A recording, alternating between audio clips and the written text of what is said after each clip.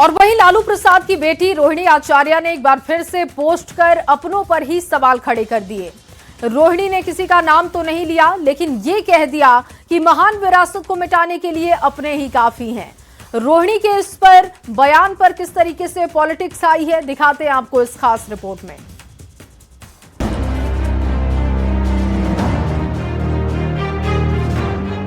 लालू प्रसाद की बेटी रोहिणी आचार्य ने एक बार फिर अपने ही परिवार पर सवाल उठाए हैं। रोहिणी ने इशारों ही इशारों में बिना किसी का नाम लिए सोशल मीडिया एक्स पर तीखा पोस्ट किया।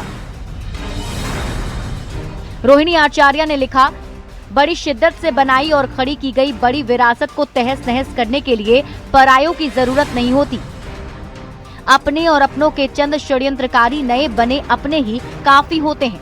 हैरानी तो तब होती है जब जिसकी वजह से पहचान होती है, जिसकी वजह से वजूद होता है, उस पहचान उस वजूद के निशान को बहकावे में आकर मिटाने और हटाने पर अपने ही आमादा हो जाते हैं। जब विवेक पर पर्दा पड़ जाता है, अहंकार सिर पर चढ़ जाता है, तब विनाशक ही आंख, नाक और कान बन बुद्धि विवेक हर लेता है।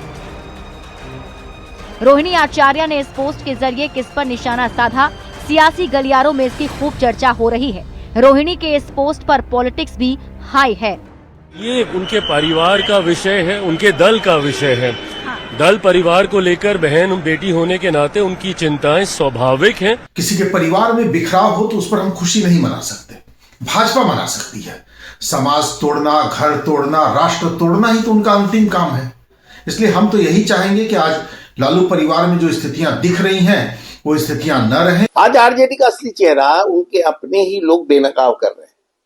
जिस लालू प्रसाद की विरासत के नाम पर पूरी राजनीति खड़ी की गई, उसी विरासत को मिटाने की बातें अब उनके ही घर से उठ रही है।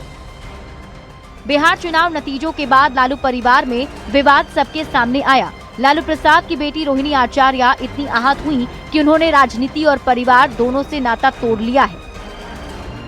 रोहिणी आचार्य पोस्ट के जरिए अक्सर अपनी भावनाएं जाहिर करती रहती हैं। अब रोहिणी ने इस पोस्ट के जरिए एक बार फिर से अपनों पर ही निशाना साधा है।